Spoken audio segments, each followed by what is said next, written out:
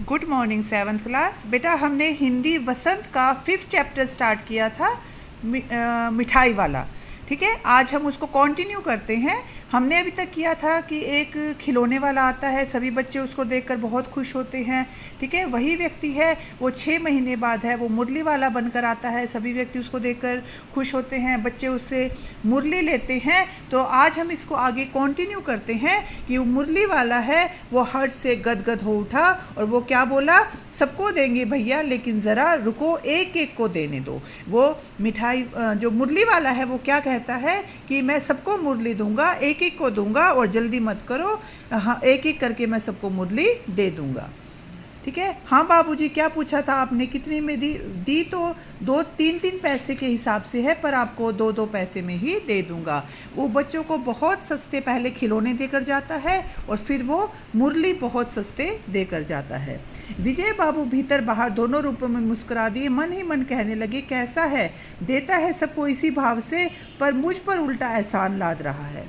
ठीक है, वो विजय बाबू है जो चुन्नू मुन्नू के पापा हैं, वो ये सोचता है कि सबको दो दो पैसे में ही देता है, लेकिन मेरे से ये झूठ कहता है कि मैं 3-3 पैसे में देता हूँ, पर आपको 2 पैसे में दूंगा।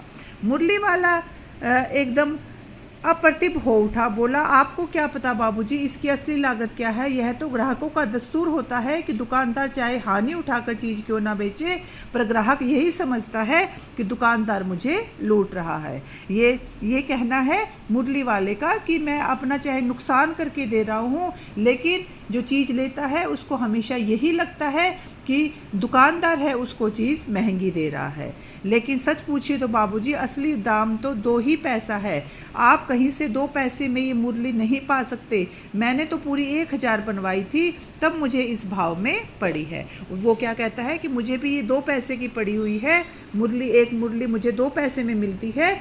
ठीक है, तो मैं आगे भी इसको 2 पैसे में ही देता हूँ। तो इस पर विजय बाबू बोले अच्छा मुझे ज़्यादा वक्त नहीं, जल्दी से 2 निकाल कर दे दो। तो मुरली विजय बाबू है वो 2 मुरली ले लेते हैं। 2 मुरलियाँ लेकर विजय बाबू फिर मकान के भीतर पहुंच गए। मुरली वाला देर तक उन बच्चों के झुंड में मुरलियाँ बेचता रहा। ठीक है, उसके बाद वो अपने बच्चों के लिए 2 मुरली लेकर आए और वो घर आ गए। तो उसके बाद वही बच्चे कह रहे हैं कि नारंगी रंग की ले लो, अच्छा वही लो, ले आए पैसे, अच्छा ये लो तुम्हारे लिए। तो वो बच्चे ही जो विजय बाबू है वो अपने बच्चों को वो दे देते हैं। ठीक है, 2 पैसे की जो 2 मुरली लाए हैं वो अपने दोनों बच्चों को दे देते हैं। इस तरह मुरली वाला फिर आगे बढ़ जाता है, सारे बच्चों को मुरली देकर फिर वो आगे बढ़ जाता है। आज अपने मकान में बैठी रोहिणी मुरली वाले की सारी बातें सुन रही थी। उसने आज भी अनुभव किया कि बच्चों के साथ इतनी प्यार की बातें करने वाला फेरी वाला पहले कभी नहीं आया। जो रोहिणी है, जो चुन्नू मुन्नू की मम्मी है, उसको ये लगता है कि ऐसा फेरी वाला कभी नहीं आता जो बच्चों से इतने प्यार से बात करता हो। इसी समय मुरली वाले का क्षीण स्वर दूसरी गली में से आता है। वो इतनी देर में दूसरी गली में पहुंच जाता है और आवाज़ लगाता है बच्चों को बहलाने वाला मुरलिया वाला। ठीक है, इस तरह से मन ही मन कहने लगती है इसका स्वर बहुत मीठा है। रोहिणी है वो अपने मन ही मन सोचती है कि इसका स्वर है वो बहुत मीठा है। ठीक है, इसके बाद वो मुरली वाला चला जाता है और वो 8 महीने के बाद आता है। फिर 8 महीने तक वो मुरली बेचने नहीं आता। फिर 8 महीने बाद की बात है, सर्दी के दिन थे, रोहिणी स्नान करके मकान की छत पर अपने बाल सुखा रही थी, तो नीचे की गली में उसको आवाज़ सुनाई दी बच्चों को बहलाने वाला मिठाई वाला। ठीक है, अब वो क्या आवाज़ लगा रहा है, बच्चों को बहलाने वाला मिठाई वाला। मिठाई वाले का स्वर उनके लिए परिचित था, अब वो उसकी आवाज़ पहचानते थे क्योंकि पहले यही व्यक्ति है वो खिलौने वाला बनकर आया था, फिर मुरली वाला बनकर आया था। ठीक है, तो उसकी आवाज़ सुनकर है वो रोहिणी झट से नीचे उतर आती है। उस समय उसके पति है वो नहीं थे घर पे, उनकी दादी थी। तो रोहिणी आकर आवाज़ लगाती है दादी चुन्नू मुन्नू के लिए मिठाई लेनी है, जरा कमरे में आकर ठहराओ।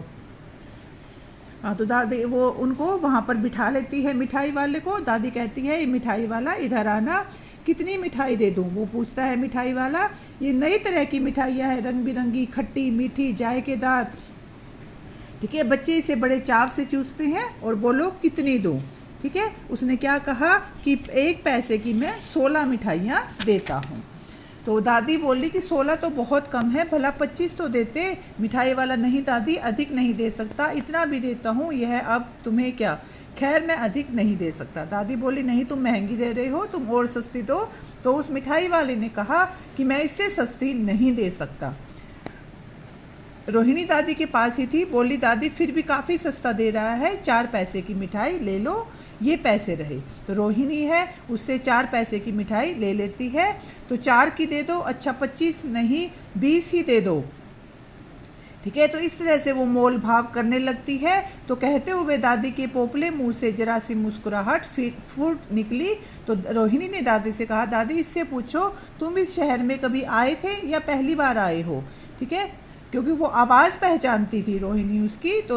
तो दादी की बात सुनकर उसने कहा पहली बार नहीं और भी कई बार मैं आ चुका हूँ, ठीक है। मिठाई वाला संशय और हर्ष और विस्मयादि भाव में डूबकर बोला इसे मुरली लेकर आया था, इससे भी पहले खिलौने लेकर मैं आया था, ठीक है। तो इस तरह से वो बातें करते हैं। तो उसके बाद उसकी मिठाई वाले की बात पता चलती है कि वो बताता है कि मैं भी अपने नगर का प्रतिष्ठित आदमी था, कि वो बहुत अमीर व्यक्ति है जो मिठाई और खिलौने और मुरली लेकर आता है। उसके पास भी नौकर चाकर, घोड़ी गाड़ी सब कुछ थे, उसके भी बच्चे थे, सोने का संसार था, सब कुछ था, सुंदर स्त्री थी, ठीक है। लेकिन कोई ऐसी वजह हुई कि वो इस दुनिया से चले गए, ठीक है। उसकी पत्नी की भी मृत्यु हो गई और उसके दोनों बच्चों की भी, ठीक है। तो इस तरह से वो अब छोटे बच्चों के साथ अपना दिल बहलाता है। इस तरह के जीवन से कभी कभी उन बच्चों की झलक सी मिल जाती है।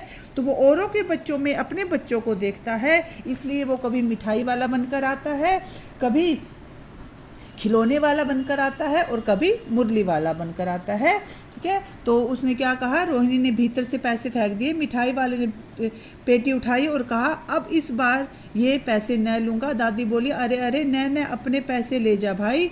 तो फिर उसने कहा कि बच्चों को बहलाने वाला मिठाई वाला। तो इस तरह से जो मिठाई वाला है वो आगे बढ़ जाता है उनको मिठाई देकर, ठीक है। तो ये आपको बेटा आज इसकी ये कंप्लीट हो गया ये चैप्टर आपका। ये चैप्टर आपको अच्छे से रीड करना है।